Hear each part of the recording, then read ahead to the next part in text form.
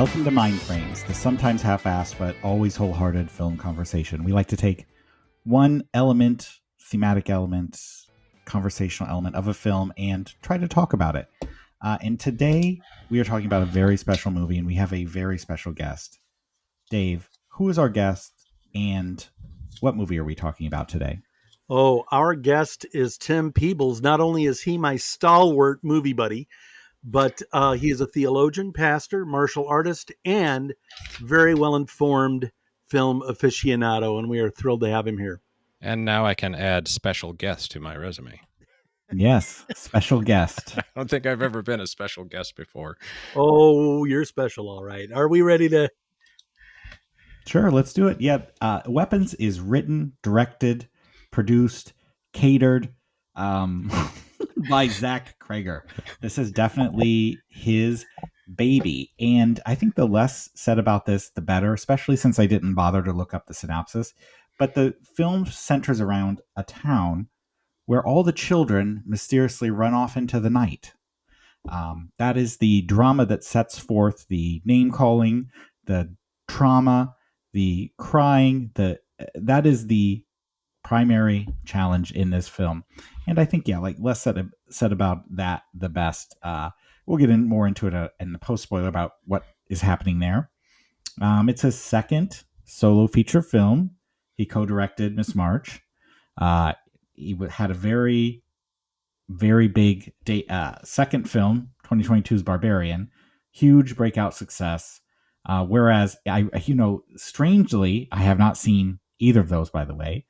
I'll let Dave talk about why Barbarian was such a huge success, and Tim, if you have that opinion as well. Miss March was panned. It was a raunchy comedy, and I think at one point it even had a 0% on Rotten Tomatoes. Nonetheless, off of Barbarian, huge expectations and bidding war ensued for this film and project. Yeah, it was really amazing. Barbarian came out of left field. It's been a real creative time for what I call batshit horror cinema. Cuckoo would be a good example of that. Films that have really weird monsters, and the more you get into their plots, the more odd they get, and the more divorced from reality everything gets, and the more surreal things get. In Barbarian, you end up somewhere that you never expected, with characters that really, really surprise you. I'm not sure exactly how much I want to say about it, because I don't want to spoil it for people if you haven't seen it. But Barbarian stars among other people Justin Long, and it tackles the whole idea of shared rental space and what people get up to in these sleepy little towns that dot the American landscape, and that offer themselves up for weary travelers. It's marvelously funny, horrific, unlikely, and atmospheric, and absolutely thrilling. And it juggles all those elements perfectly, which, when I look at that and I look at Weapons, I just go, this guy is a master of tone. He just knows how to float a movie on tone. Barbarian is not a movie that is hurt by the fact that some very improbable things are going on in it. Neither do I think is Weapons, but we'll get into that more. Tim, did you have anything you wanted to say about Barbarians? I started watching that again today. I stopped watching it in order to join you two. So I'm only partway into it, but all the things you just said is true. I immediately had thoughts of Jordan Peele, a little bit of Shyamalan, Shyamalan's early work, just the level of assurance in moving through tone. And it's interesting you say sort of, what'd you say, gliding across tone or floating across tone? Floating an entire movie. Yeah, he's got a floating camera, I think, which is really delightful to watch. His camera is almost always moving, and it's a sort of glide with shifting point of view and things of that sort. So it's very assured, very engaging. I just feel sucked in from the start and held on till the end. So this movie feels very similar to that. Okay. Yes, and it has a pretty stacked and jacked cast.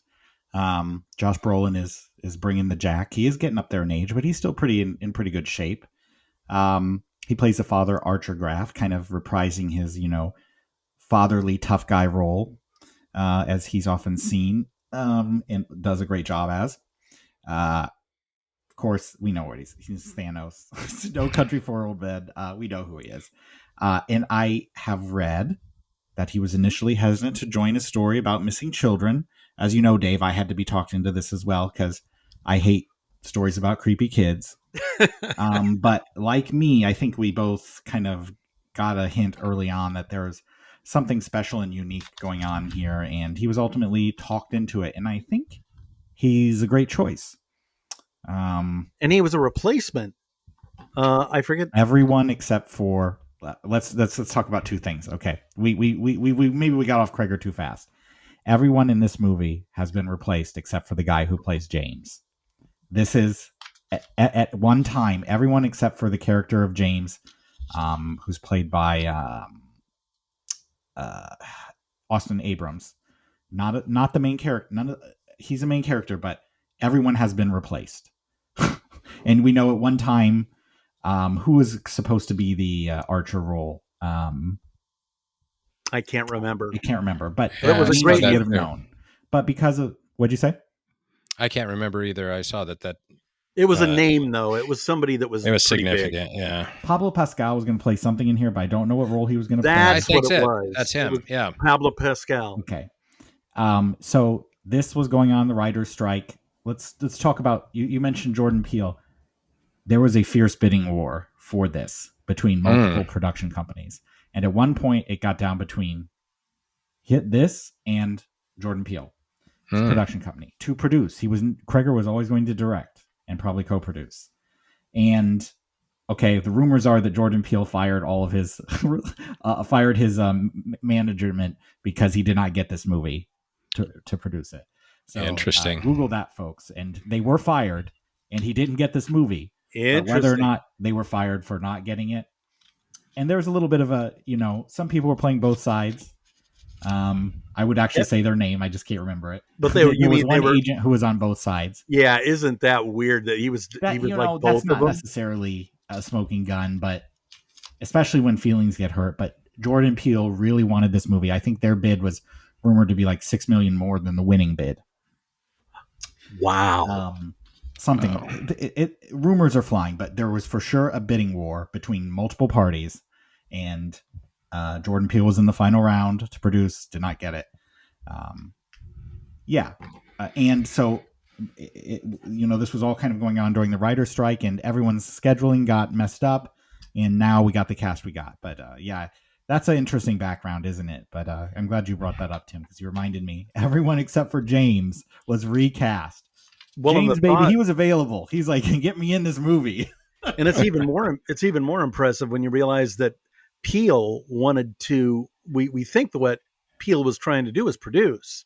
He wasn't going to direct this. He was going to let Cregger direct it, and that's amazing. Usually, when you have a talent like Peele working really hard to get their hands on a movie, it's because they want to direct it. So this script was something special, and everybody knew it. Yeah. And this script's been floating around for a while, by the way. I had the opportunity to read the script. I did not before I saw it, but a couple months before this movie came out, the script was available. And afterwards, I did read it, and they changed nothing. They changed one thing. Wow. I actually can't remember what they changed. Well, one person said they changed one thing, and I thought they changed two things. If I remember what was the change, very, very minor. But you never would have guessed by reading the script. We can't go too deep into this, but you never would guess how some of the things were implemented. Yeah. But I'd have to be spoilery to tell you what was implemented in a way that wasn't depicted in the script. Anyway, Josh Brolin, I thought he did a great job. I thought the cast was uniformly quite good. I can't see Pablo Pascal playing the tough guy. I mean, I could see him being the cop maybe, but Yeah. I don't see him playing the guy that, you know, Josh Brolin is a very physical guy. The person here is a contractor. Yeah. Yeah, it's weird because I'm with Tim. I think the cast here is really, really good. I think it was very interesting to see Julia Garner, who is our female lead in this film.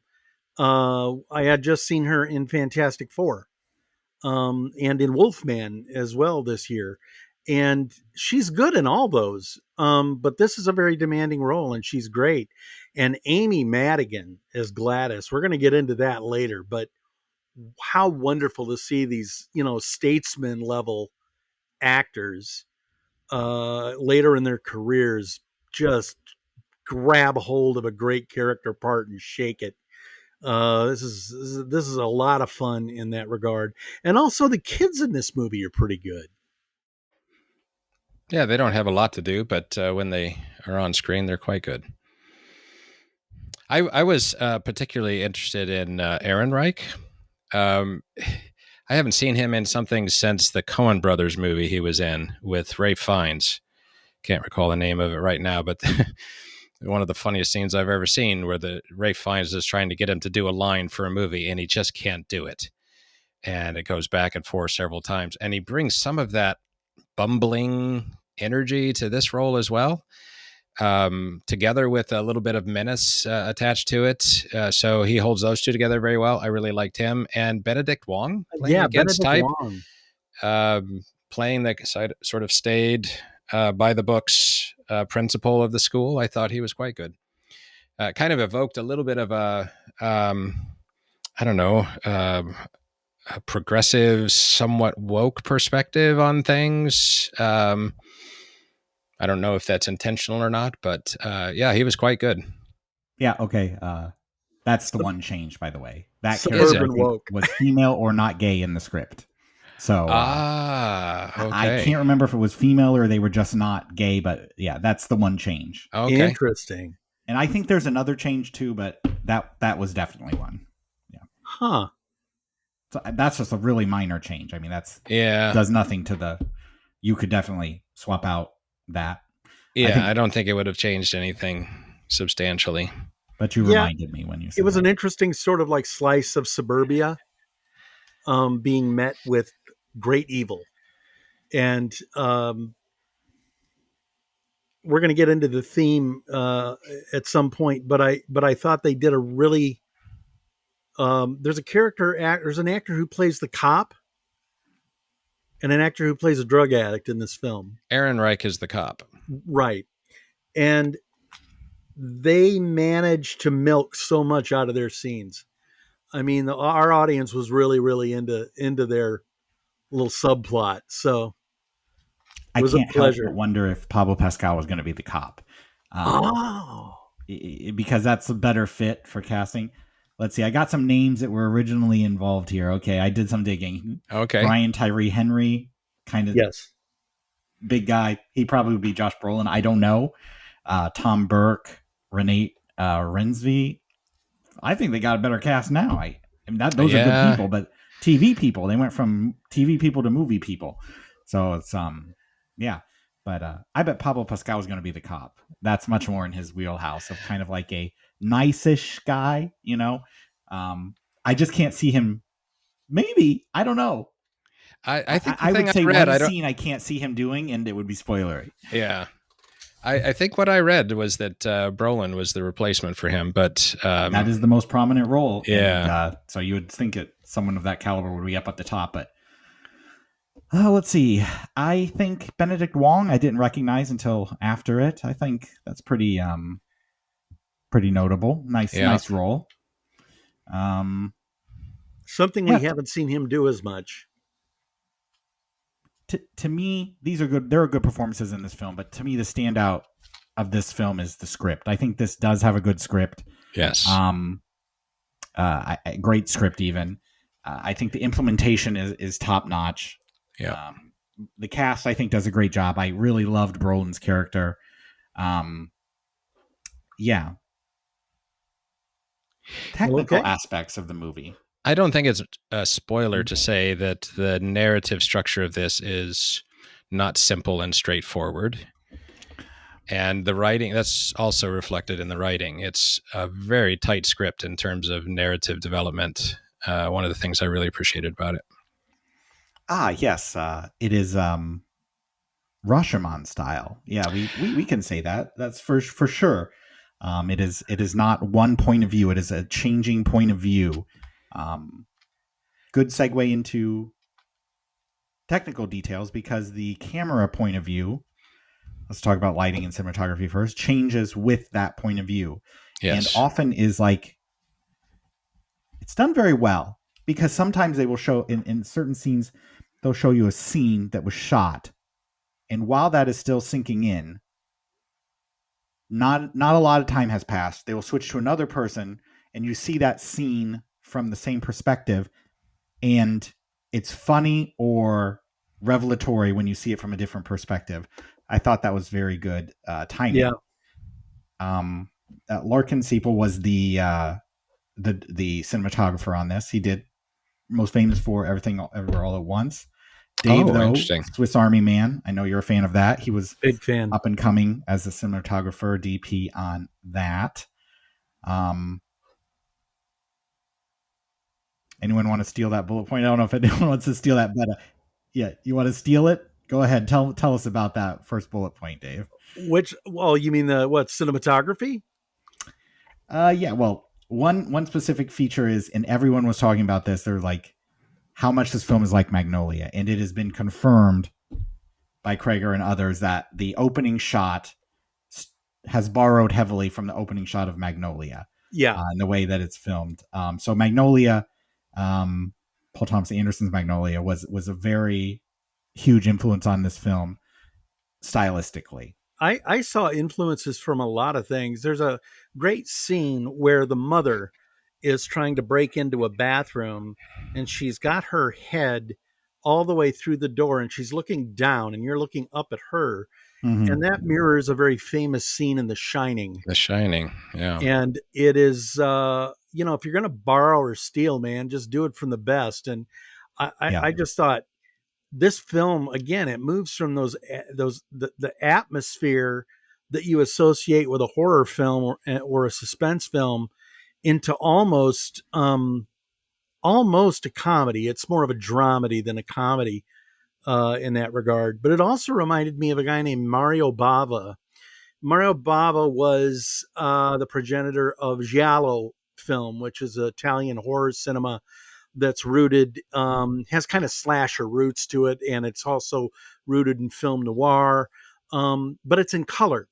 And Mario Bava did these amazing color um, balances where to look at a frame of his film as you were just looking at highly atmospheric artwork, but he had a real way with faces.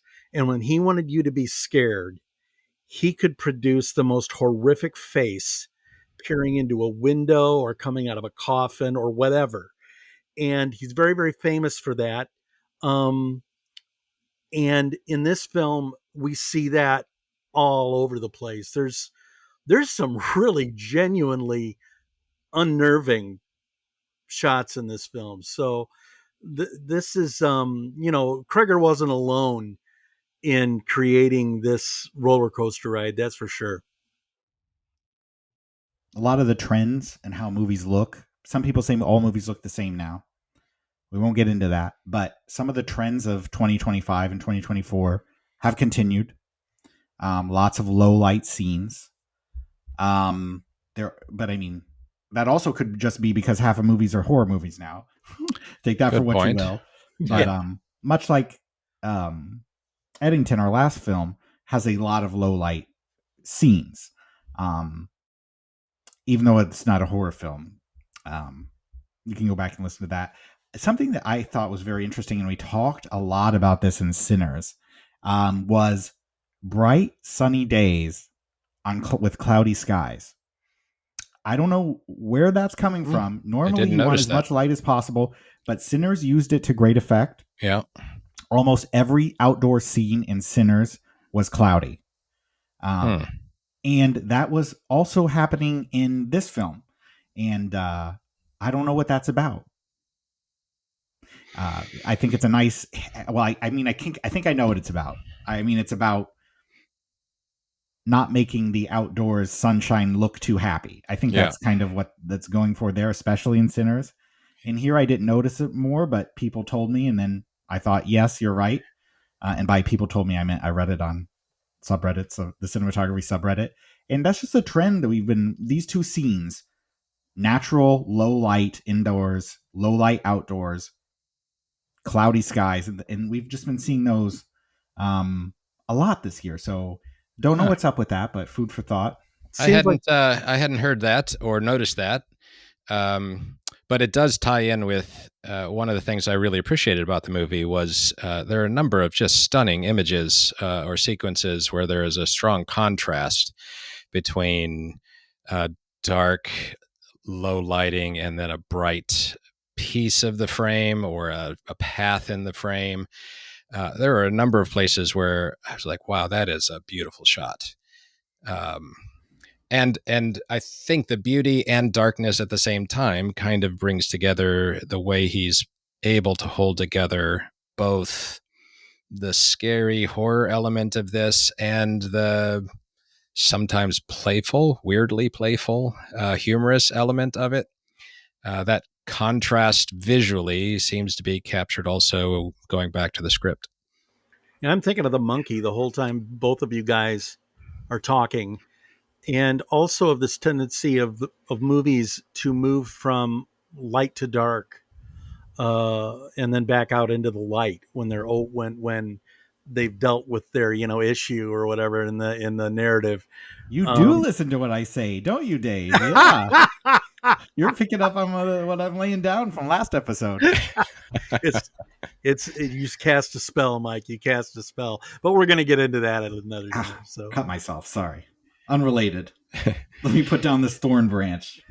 Yeah. Could I comment on the roving camera and how the some of the POV shots are? There's a couple shots. Well, Please there's two do. sequences that come up in two places, and I think the first sets up the second. The first gives you a kind of visual vocabulary for what's happening in a particular store, and then the second uses that to really good effect.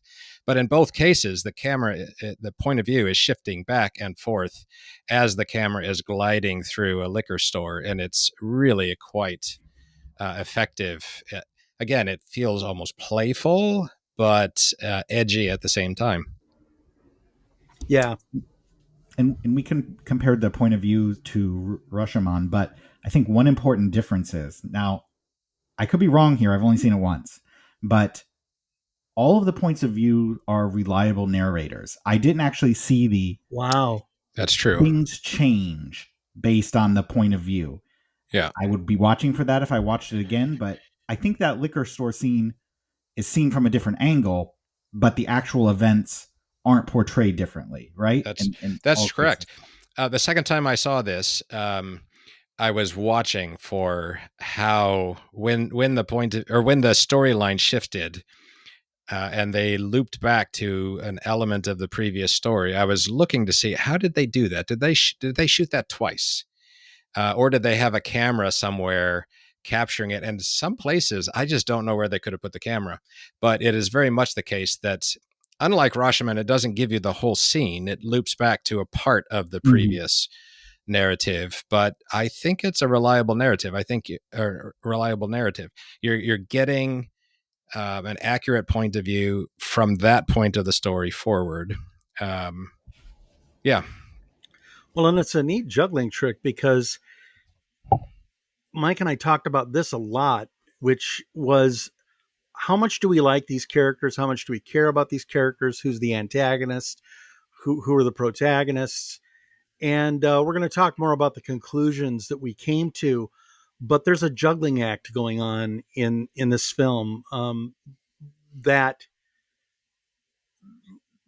you realize that Cregger realizes you've got to continue to be invested here, you know. But he is revealing things about these characters to you piecemeal, and most of the characters have a dark component to what's going on with them, and yet he has to continue to get you to invest and kind of care about what's going on and be horrified by what's happening to these people, and of course some of the things they do to each other.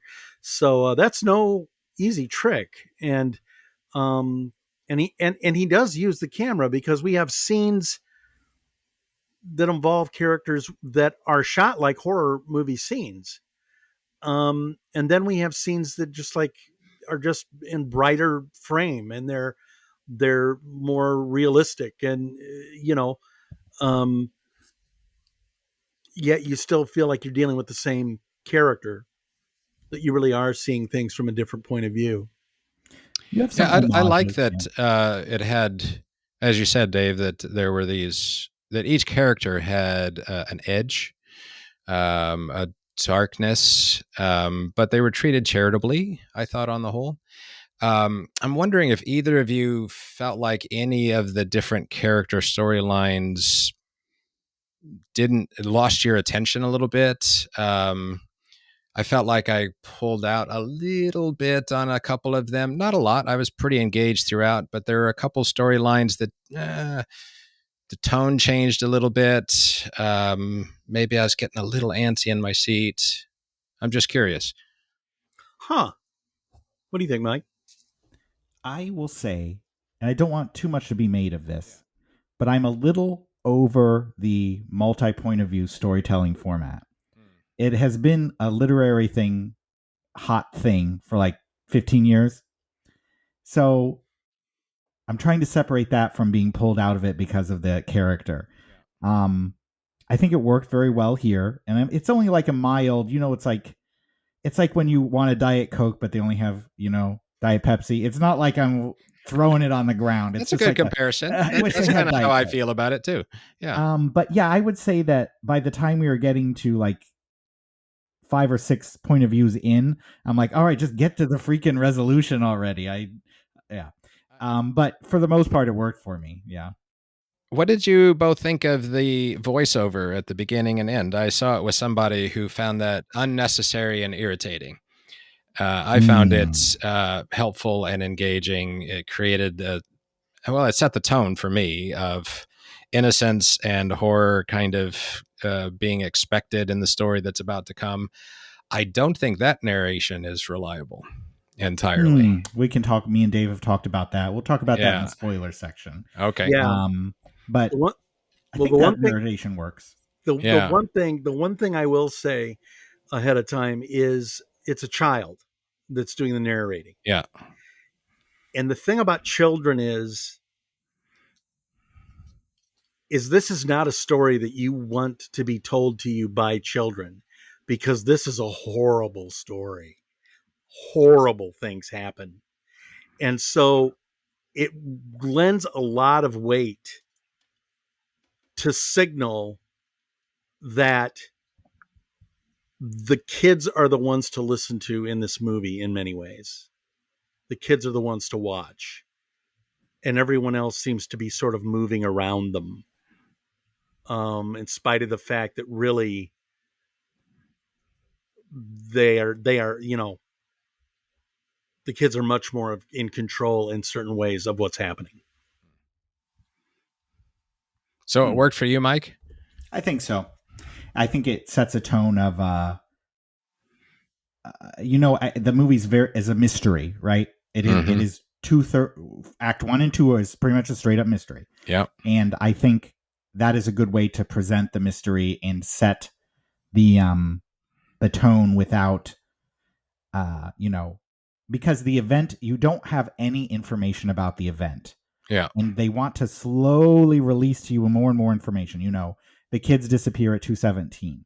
Yeah. So the voiceover allows you to get like an idea of where the story is going to go, Yeah. without revealing any of the mystery details of the mystery, and I think it serves that purpose. Yeah, it kind of primes you just to look for things, doesn't it? Exactly. It gives you little pieces, and you start looking for where that shows up in the narratives, and it doesn't always show up in expected places. So I found it really worked. I think my friend, kind of like you were saying about multiple narratives being a little passe at the moment.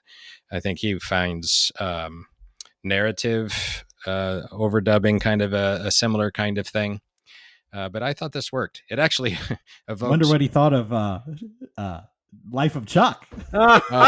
You dog. I don't know if he's seen that. I'll have to ask him. But it brought to mind for me searching for Bobby Fischer, which has the same kind of whispered child narrative at the beginning, setting up a mystery. And maybe it's just me, but that just primes me for what's coming. Yeah, I agree. I think this is a movie that uses all the bells and whistles. Only the person using them knows how to use them.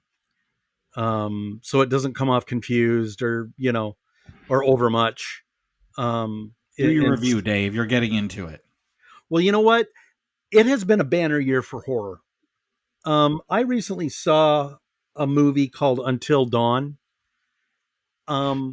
That was so much more fun than it It's a had a right blast. to be. It's a Just, blast.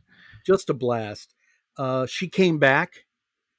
Uh, you know, Incredible performance by Sally Hawkins in that. Sinners, of course. Together is a movie that I think people are going to be talking about for a long time, and we still have more films to come out this year.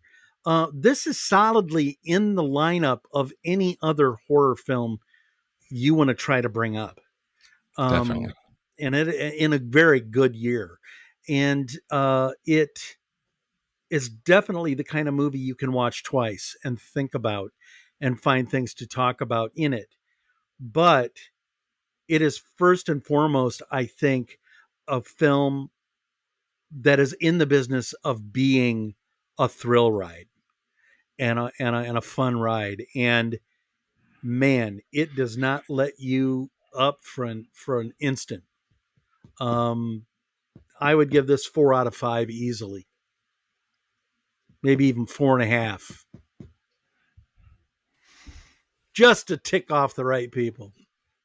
Yeah, I mean, it's very critically well reviewed. As for me, I would say that I love the cast, especially Josh Brolin. I think he does a great job. It kind of is like a side of him we have. I know it's his typical role, but I feel like we haven't seen this from him as a while. He's probably aging out of this dad role.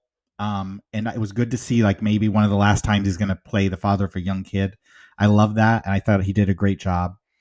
It has one thing, if you know about my way of telling a story, there's one thing I love and one thing I like to do, and that is to have one unexplained element in the story. And I think there is one, possibly two, in this film.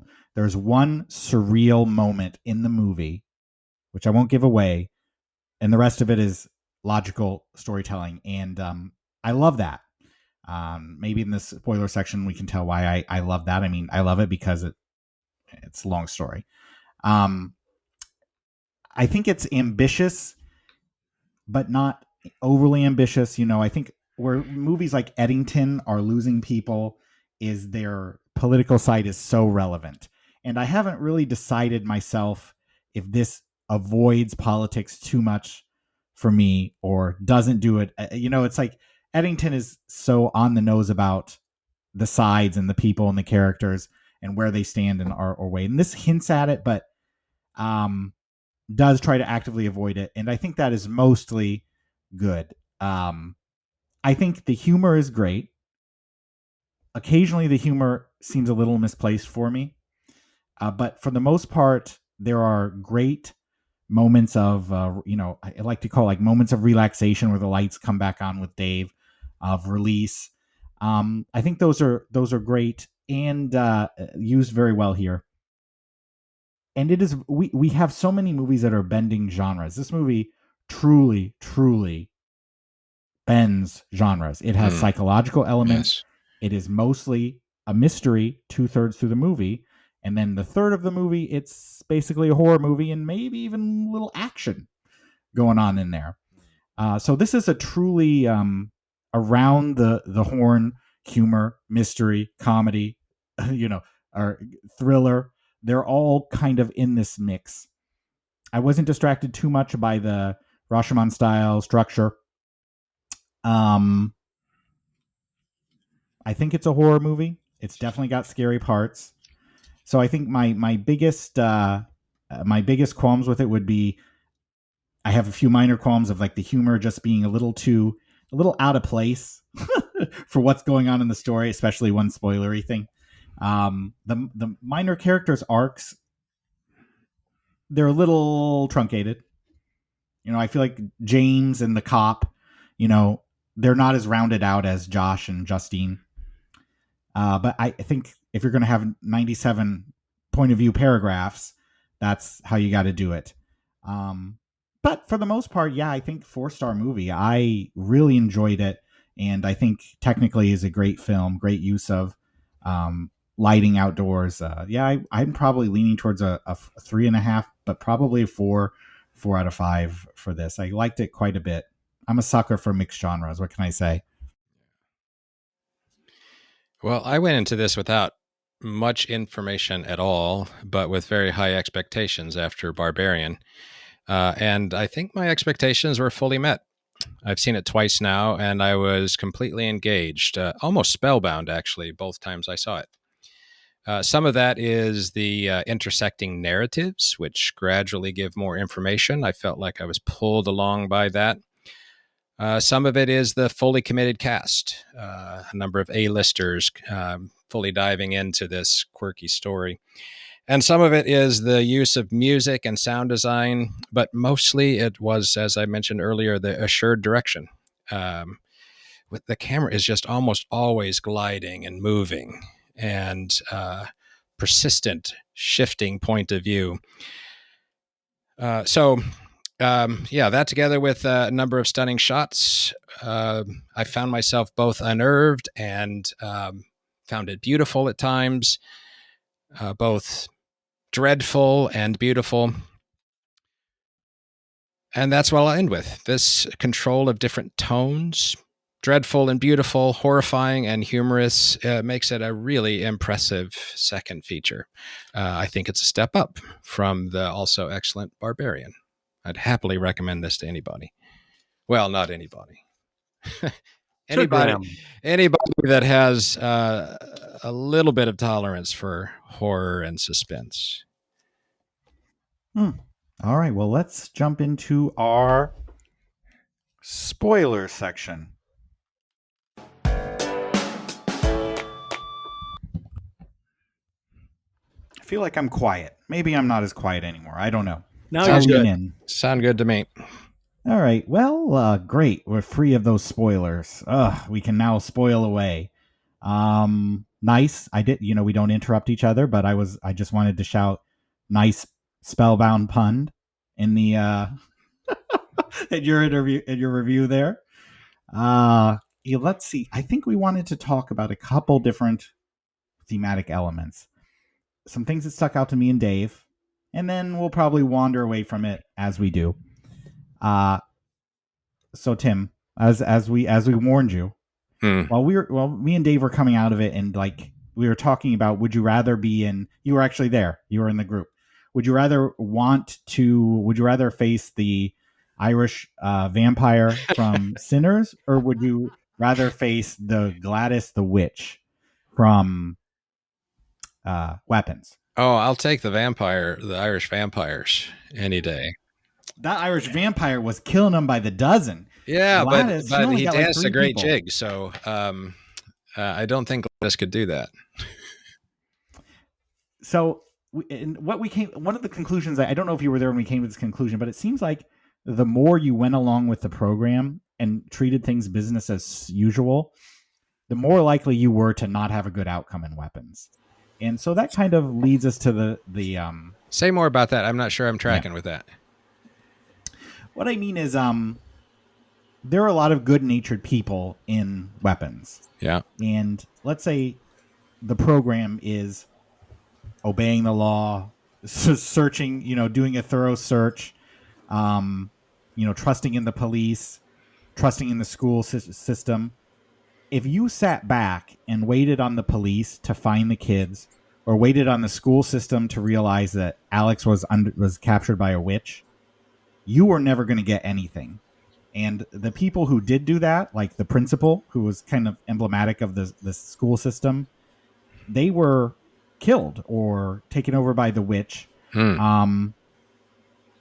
And I do think, I know this movie really goes out of its own way to say anything political, Yeah. but I do think it through the zeitgeist, it is regurgitating our current distrust and perhaps disgust with our institutions and our lack of confidence in them of actually determining outcomes. That's kind of a theme I picked up on, ever so lightly. I think I'm sympathetic with that. Like you, I didn't find anything overtly political.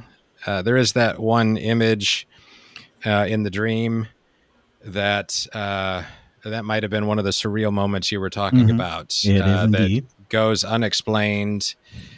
Both times I saw it, I left thinking I don't have the foggiest idea what that is for, other than an evocation of school shootings. So maybe that's it, maybe it's not, but that's the way I felt throughout the movie, is that it evokes, or there's hints towards, if not political, at least cultural matters that seem fairly contemporary. It doesn't have any political point of view so far as I can tell, but it definitely touches on a number of cultural themes that have political ramifications. So whether Cregger says it's political or not, I think he's inadvertently, if he really was trying not to be political at all, I think he failed. I doubt that's really what he was going for, though. I gotta say, it's interesting to me, going back to our thing about would you rather, hang out with Scott with the vampires or with Gladys?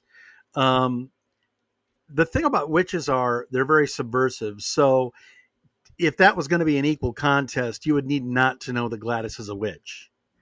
And that is always what puts characters at the witch's mercy in these movies, is they don't know what they're dealing with. And the witch is someone on the outskirts of the village. The witch is the rebellious woman, Which they set Justine up to be. Yes, Yes. And they also yes, give her short hair. yes. And Oh, I think, interesting. and I think Yeah. that I think it's very, very interesting. This movie gives us all these people that don't fit in the institutions that they're part of. They're just doing their best. And in some cases, not doing entirely their best or making the best choices. And so it really is a critique of raw institutionality. That the idea that you have a school system, the idea that you have a police force, the idea that you have this or that or schools or whatever, that that is going to protect you. And I had said at one point I thought this film was a lot like Halloween in that regard, um, because it's about the evil arriving into the town unseen and operating largely unseen until it's far too late. Um, and this movie,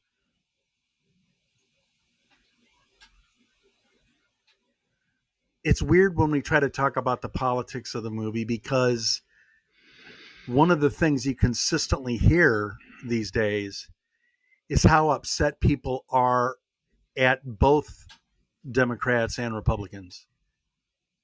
And they really are upset with institutions. They're upset with the fact that Congress doesn't work. And that our system doesn't seem to protecting us from some of the worst abuses of power. So the setting up of of a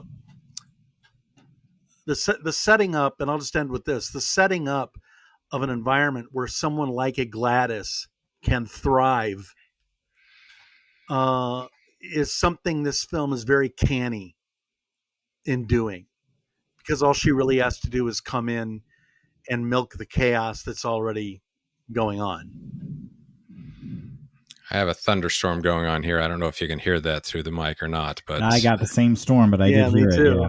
yeah, it just rolled in. It's dark. Going back to the political, I think you've just touched on what is the difference of the politics. I think Cregger's right that there's no political point of view in terms of Democrat, Republican, conservative, liberal, however you want to cash out political parties and all that. But if you're looking at institutions and cultures and how they shape our lives and give pattern and structure and distribute power and so forth, well, the movie touches on that in all sorts of ways. And so I would call that political, but maybe he wouldn't. I think it's a strength of the movie, actually, that it explores those things without taking overt point of view. Yeah. But yeah, institutions, we do get to see a lot of them, don't we? We see police, we see social services, we see a school system, we see a community gathering. I mean, there's Remember the lots. gas station when the gas The station gas owner says, station, "Get out of my store," the and everybody liquor laughed in store. our theater Yeah. because they know that is so horrible. This helper, you dork, no, he's not going to help. Just get out of my store. Did you notice the? I didn't notice the first time. The second time through, I noticed the running gag. I can use coarse language here, correct? Of course, Absolutely. There's a "what the fuck" line is repeated in every narrative, Yes. and it's usually a laugh line. yeah. And it's repeated in different ways, but in similar kind of environments. So it was one of the ways that took the edge off, because it often came at a moment that was really tense and a jump scare or something like that, and then we would hear "what the fuck." Thought, okay, that showed up in every sequence. That's got to be a gag. Yeah, I agree. I don't think institutions come off particularly well here. I think you're both saying that. Yeah. And it is definitely avoiding taking a side. And if the police weren't punching the homeless people, and if the homeless guy wasn't just hanging out and so desperate in his situation, and if the school actually invested in the kids' welfare, a lot of these things would have been solved much sooner. And I think it contrasts well with Sinners, because in this film we have white people mostly, mostly white people, and they trust. I said, what did I refer to it as? They trust the system. Yeah. To a certain degree. The parents that they get the Ring camera video from, they're not doing their own investigation. Only Archer, Josh Brolin's character, and Justine are really willing to go outside of the lines to investigate what's going on. And there are heroes. Whereas in Sinners, and if you listen to that podcast, I think it's a great, definitely coming from an authentic Black experience in that they don't trust the system. They are instantly skeptical of the vampires and everything that's going on. Whereas in this movie, we get a flashback of like, there were tons of signs for the people that there's a witch there, with the parents being zombified, the house having with the red door having newspapers in front, the fact that only one kid survived and his parents are like not active at all in the situation. So they were intrinsically trustful versus intrinsically skeptical. And I think that's a very interesting contrast of two of the greatest horror films of this year. And I think those people are punished in this narrative. They are punished because the institutions, I'm not saying they should distrust them, maybe Sinners is, but the institutions are not reliable. They would never have come to the conclusion without Archer and Justine. That cop who the dad of the stepfather of whatever his name is, Art, the cop who has a point of view, was never going to find the kids in that basement. It is only Archer's surreal dream experience and Justine's surreal dream experience and being close to the situation that actually lends results. And I think that's like kind of a conviction of our institutions today. And I don't know if it's supposed to be like, or if it's just a given that we don't trust the police to solve crimes, a given that we don't trust the schools to have like more than a bureaucratic interest in the children. I don't know if we're supposed to take that as a given or if that's a commentary, but either the way, it was in the film, and I think it's apolitical, but definitely within the current culture. I mean, Yeah, well, go ahead, Dave. something I would just say really quick is, you know, a lot of the characters in this movie are very wounded, and they're struggling with addiction, or they're you know, there's at least three people in this movie that are struggling with addiction. Um, Not to mention economic, you know, injustice, whatever else. And listening to you talk, Mike, I'm just reminded that part of what I'm getting out of this film is it isn't the individual choices of all of these people that lead to the outcome. They participate in the unraveling of the town, and what happens, but what happens to them is understandable. These are not people who are the primary problem. The primary problem in this town is the systems, um, that everybody takes for granted. You know, Yeah, I'm I think sympathetic the with people are idiots what. too, though. Well, that's true. Um, I want to push back just a little bit. Um, yeah, I the didn't chief. articulate that well. No, I'm actually referring to both what you've both said about institutions. The chief of police seems like a straight shooter, no pun intended. Um, he doesn't scapegoat. He treats the father with respect and integrity. There was just so many opportunities there for him to either be dismissive or condescending, and instead he maintains a professional stance. He asks him if he has any perspective or point of view that he can learn from. So I thought that was good. And Benedict Wong, the principal, there are a number of places where, I mean, he is by the book, but he doesn't scapegoat the teacher. That would have been very easy for the script to do. He doesn't scapegoat the teacher. He seems to have genuine concern for her. Each time he kind of mentions a bureaucratic reason why she can't do this or that thing, there's actually a pretty good reason behind it why she shouldn't do this or that Yeah, thing. So, in that sense, I think the institutions, while they did fail, I think there were some good things in the institutional environment. And if you take out what you've mentioned, Mike, about um, the parents of the one surviving or the one remaining kid, Mm-hmm. uh, I found that plot hole or plot device. Wow, that's huge thunder. Uh, that was the one place I kind of checked out. That's the one place in the story that I just thought, oh, come on. You don't sit across from a zombie and think he's had a stroke. That's not what a stroke person looks like. Mm-hmm. They wouldn't be, if they're that bad off, they wouldn't be sitting here in the police station. And so I would have liked for a different way of addressing that. One that left us with the sense that, I don't know what kind of institutional formation could have worked in this situation. That's a strong point of view to me. Um, yeah. there's no Democrats or Republicans that are in favor of witches that I'm aware of.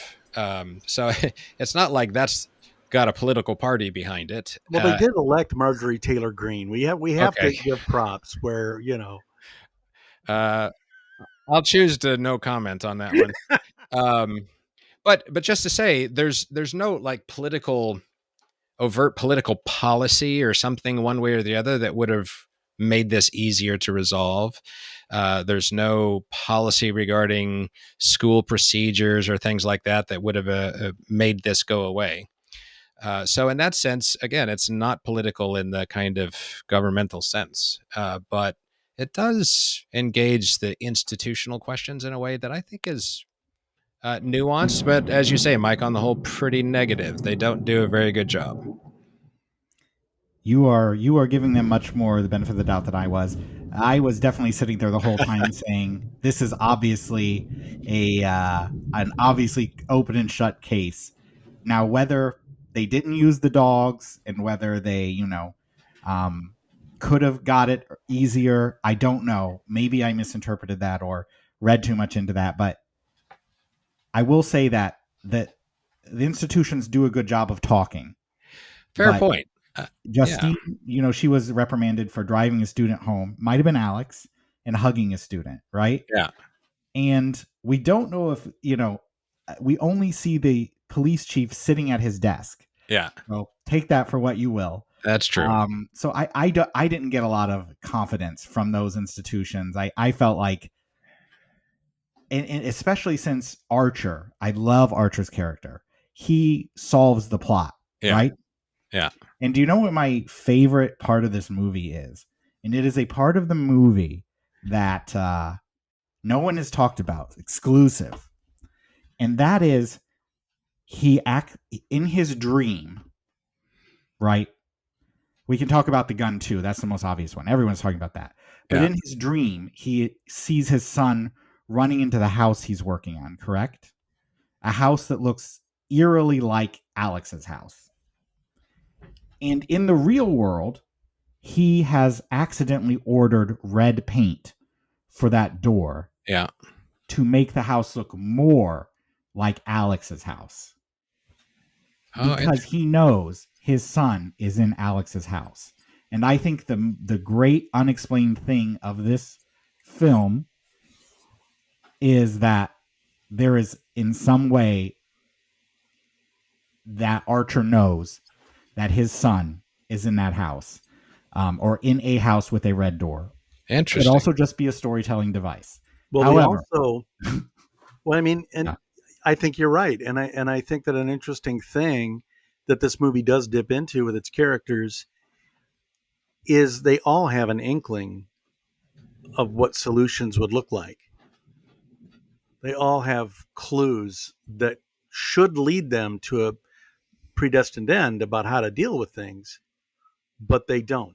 Yeah. They're closed off to it. And whether or not Archer has powers, or whether there's God, or it's simply just a way to move the story forward. That is a fundamentally very interesting part, and I can tell you how I interpret the gun in that dream as well, if you're curious. Yes, please. Absolutely. So Archer is sleeping in his son's bed, and he's wondering what the mystery of his son is, and he dreams. Either this dream is being sent to him, maybe from his son, maybe it's just a storytelling device. Either way, I think it's fundamentally interesting. He dreams of his son running out the door, and his son running into the house that he's building, which, like we said, looks very similar to Alex's house, including the red door, which has been painted the wrong color. The other house is supposed to have a green door, but for some reason he painted it red. And when he sees Alex run into the door, you get the famous scene of the gun floating above with 217 on it. So something is telling Archer, your son ran away into this house with the red door, and sorry, people, I'm going to spoil this for you. Either the subconscious or some other force is telling Archer, your son has been turned into a weapon. Yeah, that is what the gun represents, as well as it's got that little politic flavoring. It's not politics overt, but it's politics like you're thinking about kids and guns now. Yeah, kids and weapons. In this case, probably directly. Archer either subconsciously or spiritually knows what's going on, but no one else in the other town with all the badges and all the desks and all of the authority could get to that conclusion. I did have that thought about the gun. I want to comment though on you've touched here in your comments just now, touched a couple times on what we call it, spiritual possibilities, and there are not many of those in this movie.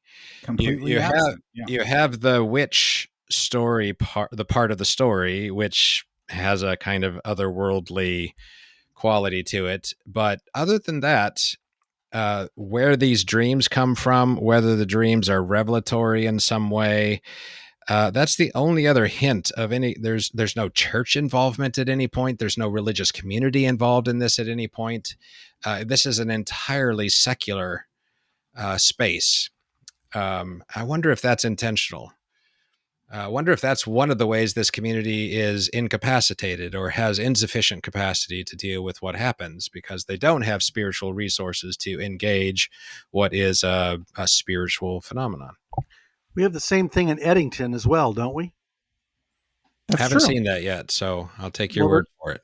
there's a pattern, and part of the pattern is that people are out there creating, right? People like Zach Cregger and Ari Aster and whoever else, and their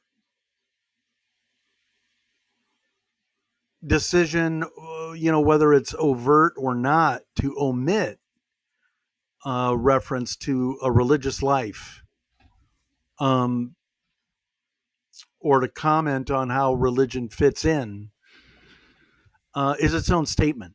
Yeah. And it's not an attack, I don't think, on religion. Um, it's it's more of a just reality. Has religion anything to speak to this? Now, the interesting thing about this story in Eddington and whatnot is, yeah, you would think that in most stories you could shed some sort of light, but Gladys doesn't seem like the kind of character, and the dilemma in Eddington doesn't seem like the kind of problem that you just hold a cross up to. So how you would represent that would be in terms of relationships, probably.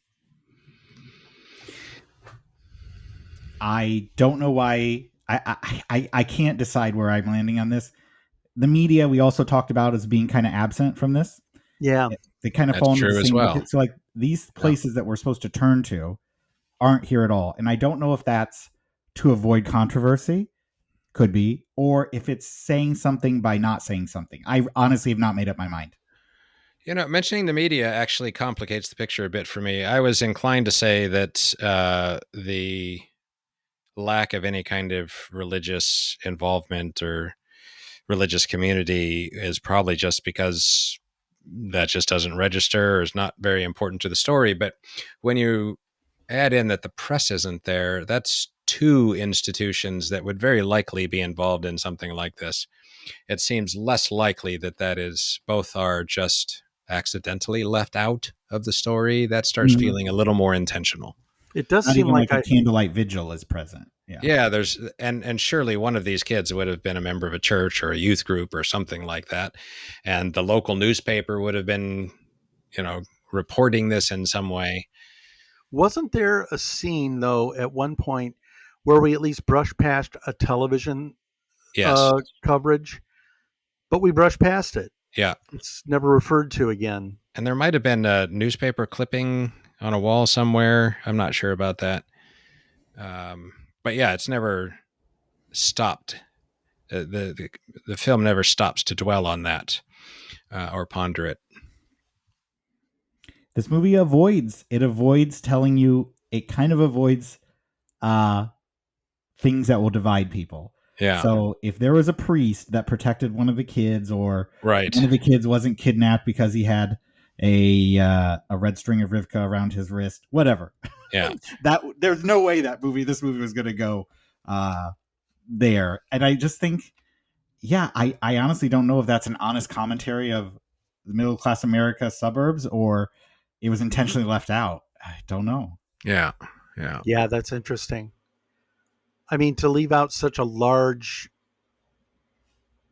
thing. There's also no social media, is there? Not that I recall. Yeah, people haven't figured out how to do phones in movies yet, so I'll give them a pass on that. That they're not constantly getting texts or scrolling. I think Eddington did a good job, but that's hard to do. No one knows how to do that. I want to see Gladys's Facebook profile. You know what she part of. Can we talk for a minute about Amy Madigan and how amazing her character is in this movie? And what does she represent in this movie? You know, we see her as this gaudy kind of anachronism, but we find out that she's very, very, very dangerous. There's a generational thing going on there. What is it? I don't know what you're talking about. What do you mean by generational thing? This older woman who doesn't fit in, isn't, a part of, doesn't belong in society anymore. Gladys is the kind of person that if you see her in the grocery store, you might walk the other way because she's probably really eccentric and or loud and whatever else. And yet really she's this older lady, and she reminds everybody that sees the movie, I think, pretty much of someone that they've known and of what happens when you get older and you no longer are noticed in society. Oh, that's interesting. I'm totally not there. Yeah, I did not read her as old. I read her as diminished by whatever energy she needed to be fully alive and healthy and so forth. Hence the whole plot to siphon the energies of these children. Or, I mean, they didn't really give you an explanation about that, but there are a number of clues dropped along the ways that the reason she's doing all this is to gain some sap energy from someone else to rejuvenate herself. You get a flash of her in the bed looking rather desiccated. She mentions that the parents just aren't giving her what she needs, so she's got to get these kids. All of that suggests to me that we don't really know her age, but she looks the way she does because she's been depleted of the energy that she needs, and she's trying to get that energy from these kids. She does seem, though, like the only senior citizen in the film of any use, or not of any use of any importance. Yeah, that's true. I don't think there is another older person in the movie. What about the police chief? He's pretty. Oh, the police chief, 60. Yeah. Yes, but he's not old and sickly and yeah, Gladys is a witch, but she's an old witch, and she's what does she take from the town? She takes the town's children. And who is it that can't protect the town's children? All of these other people that are supposedly in the prime of life. So it's just an interesting thing for me. I don't know that you could probably do a paper on it in school, kids. If you're out there, go ahead. Going back to your earlier question about sinners, either being with the vampires or being with Gladys, I can tell you that I would never want to have a meal with that person. Oh, Gladys? Yeah. That is one. At least you're having the meal and not being it. Well, I don't know, though. I mean, there are a few elements of body horror that show up in this, and the scene at the table with the parents is one of them. On the one hand, it's not particularly bloody, but it's not. But it is so repellent and recoiling. And you actually get a hint of it earlier on when you see the parents. You actually see spots on their face earlier on, and I found myself, what's going on with their face? Oh boy, that's called a continuity error. And doesn't one of them say? I think it was in one of the storylines. You see that, and then you get the explanation for it in the later storyline. And all the other scenes, they say "what the fuck," but in that scene, they say "what the fork." Wow.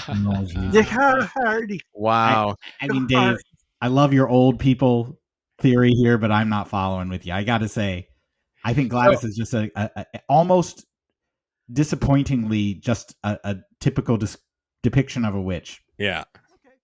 That's my inclination. Hey, can we jump from old to young and go back to the narration? I'm curious. Mm-hmm.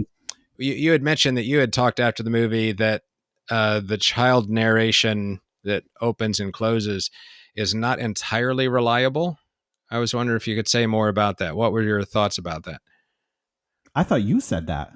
Well, I did say it, but you had said you had some conversations about that. I mean, We did. All right. there are The two kid things says, she says. She says that they never came back, but we know that they do by the end of the movie in some form.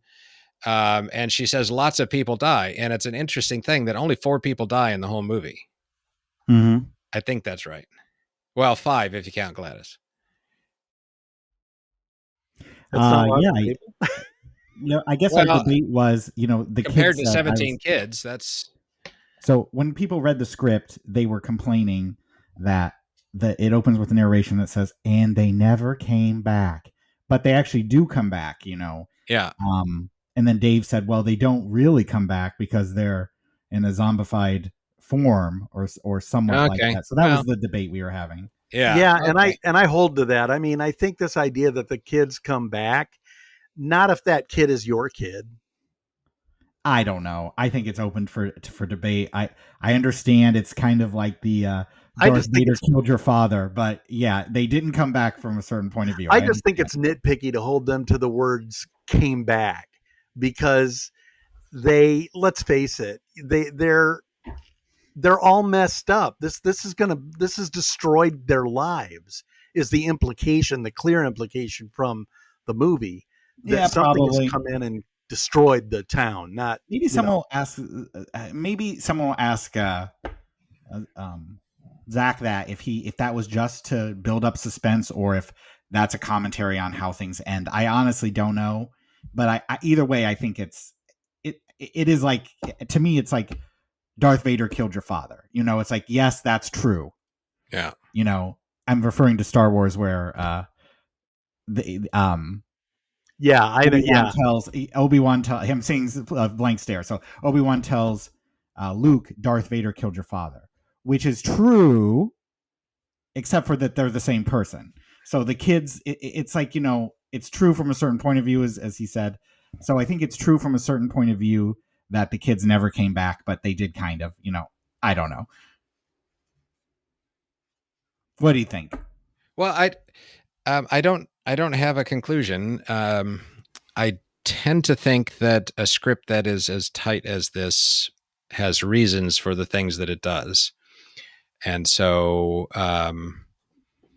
maybe we are supposed to notice that from a child's point of view, they never come back is just an exaggeration. But from a more adult point of view, I think, well, they came back, but did they really? Um, I mean, it's a worthwhile, it evokes appropriate reflection by the end of the movie, which, by the way, I found rather touching. I mean, when Alex, is that the boy's name? Terrible Yeah. at remembering name. When Alex is not fully reunited with his parents, but there is that tender moment where he's sitting in their embrace or embracing them. Mm-hmm. That was really quite touching. And Josh Brolin carrying his son away was also very moving to me. Not quite to the point of tears, but again, a tonal shift that I wasn't expecting in a movie like this. And here is a hunch I have, and this hunch comes from the initial reactions to the script. And I think, Dave, you are more in line with what was intended in terms of they never came back. I have a hunch that I did not get when I watched it, that you were supposed to get, that these people are really damaged and are not satisfactory returned to the people. So I think when in that moment where we see the embrace and then the camera comes around and you show their blank faces, Yeah. I think that's supposed to be that joy of them being released is supposed to be taken away Yeah. with the reveal, which it wasn't fully for me. And I think the one thing that really took me out of that was if I really wanted to share that conclusion, I would not have said some of them are starting to talk. I took some of them Yeah. are starting to talk as a positive thing, like, oh, they got a chance. But I kind of have a hunch that you're supposed to walk away with they're never coming back. Yeah. But I could be wrong there. And maybe that Well, was a change they made at the end see, I think after the script. I find this conversation fascinating. I mean, we have 15 kids, right, that have just physically torn a woman apart. Mm. And when we think of children and we think of violence, we think of all sorts of things. We think of violence in the media, we think of school shootings, but really what we're thinking about is the effect that that has. And yes, for most people, there is some degree of recoverability from that kind of the violence that the world throws at you, um, and the ways violence can break you. But not entirely, maybe. And maybe there's a middle ground here where we're not meant to completely despair at the fate of the kids, but that it serves as a real cautionary tale, that this is what wickedness does. This is what evil does. Um, and that's why we have to take it so seriously. And that is done in a way that when the children are fully weaponized, both times I saw it, the theater just erupted in what I think was a kind of joy. Uh-huh. Yeah. It's brilliantly filmed. And the conclusion of it is not that they just tear her apart, but they eat her. She is consumed, at least in part. And I think it's a callback to when she says to Alex, I can make them eat each other if I wanted to. What makes you think they eat her? You see them actually chew her Yeah. flesh in the You see, scene. yeah, you see it. In the script, Uh, she does eat them, and there's debate over whether they eat her or not. And it's cut to such a way where Yeah. it maybe kind of looks like they're trying to hide they're eating her, but And yeah. what do witches do with little children? I mean, the They two things. eat them. Yeah, the two things to me was that there are brief moments where you see the kids' teeth on flesh, and when Josh Brolin's dad figure comes on the scene, the camera's very careful. You don't really see the results, but there's not much of a body there. The second time I watched it, I was looking pretty carefully for this. It's like, wow, you would think we would see a little bit more there, and it's not. I think we're supposed to conclude that she was consumed. And Which witches is a pretty dark ending. Witches eat children in fairy tales, and yes, so they do. And that's something I think that everybody kind of knows right from the get-go. Like in the back of your mind, growing up in America, you encounter these archetypes enough to know that witches eat children. And so for the children to turn around and eat the witch is, ding dong, the witch is dead. I mean, I think everybody's happy that the witch is getting her just desserts. But they're not thinking about the kids. And then the movie stops and goes, yeah, but what about the kids? I mean, my crowd went from joyful and delighted to, oh my God, what is happening? I wasn't that shocked, but I had a feeling that was going to happen. I see the trauma. I think the whole ending of the film is like an allegory for trauma. Yeah. And the big question is what we're asking is, can you recover from trauma or not? And I think there's evidence to support that you can and that you can't. I don't know if you're supposed to have an answer, but Yeah. I thought the intention was to lean on you never really fully recover more than I walked away with. So I guess what I'm saying is my first impression versus my later intellectual revisiting of events came to different conclusions. Yeah. And I wonder if, man, if to be a fly on the wall, this is why I should get interviews, people. But did they, because the script says they eat her. Okay. Did they edit it in a way that makes it less obvious? I'm just so curious because I feel like they had to. I mean, it is director's cut, quick. baby. Yeah, I want to see you.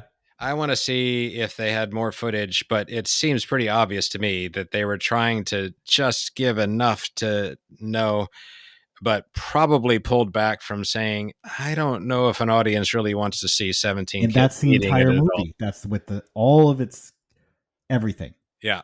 All of the commentaries, like, I don't want to go too deep into this. Just gonna give you a little taste, a little seasoning. And yeah, I think you'll never get a 5-star movie unless you go all the way. But I don't. this is a very So, solid film. do I understand you correctly, Mike? That you're saying that if we had seen more of her being eaten by the 17 children, you would have given it 5 stars? If the town cop had a Trump poster on his wall and wore a cowboy hat, and we saw her torn apart limb by limb, 5 stars. Okay, I have fair to enough. say, in defense of children committing cannibalism, I got to say, when I ran a film festival at which zombies were a component, um, we were showing zombie movies. People had brought kids, and we knew that parents were going to do this no matter what we did, and so we had chosen our movies rather carefully. Um, One of them was Night of the Living Dead, and Night of the Living Dead is pretty gross. Yeah, Um, but we went ahead and got these Jello brain molds, and then we got some peach colored Jello, nice. and we made brains, and we brought the brains out, and all of these little kids dressed as zombies ran over, and we thought, they'd be a little timid or whatever. Man, they this was their chance to just go berserk and be a zombie, and they did, and people were laughing and having so much fun. There's like something cathartic for me about this movie, because we're all so upset and going through so much, and then you're just watching the bad guy get it at the end of this Oh, movie. yeah, it is very cathartic. Again, both audiences I saw this with, I think that would be the proper description of what's happening. Wild All stuff. right. Tim, if people want Yes, to find out more about you, how can they get a hold of you? they can't. All right. I don't have a They can, website. they can email us and I, we'll reach out yeah, to you. they can email you, and if I have something to offer, I do have a Substack, but it's not active yet. Eventually, I'd like to put some writing on there. No Might autograph photos, no t-shirts. I have not had occasion to autograph photos, but I'm open to added income. If you'd like to find out more about us, you can go to mindframesfilm.com or facebook.com/mindframesmovies. Of course, Now Playing Network. You can always find us there with other great podcasts like Mindframes, Mindframes, Christmas music, Christmas movies, Mindframes. That's our Christmas podcast. Christmas That's movies. Actually, we got to give Colin and Carrie. We can't that's butcher that's our recommendation there. that's nowplayingnetwork.net. If it doesn't have 2 nets, it doesn't count. Do you gentlemen have any final words? If Gladys were here today, or one of the kids, what words of comfort would you give to them? Wow. Don't worry, we can edit out all of the silence. Let's see. I would have no words of comfort for Gladys. None. I would say you got what you deserved. For the kids, boy, I don't know. This can be in your past. Yeah. Yeah, I think I would look over these kids, and I would say, if you liked Gladys, there's this guy who lives in a big white house in Pennsylvania that I think we should go visit. And maybe we Gonna could get Kyle gassed here. Wow. Wow. Well, I was just about to say thank you both for inviting me on. It's been a lot of fun. I don't know if I want to say that after that comment. Yes, I said a bad thing, but We'll all share a cell in Guantanamo. I disavow my association with such comments. Thank you for listening.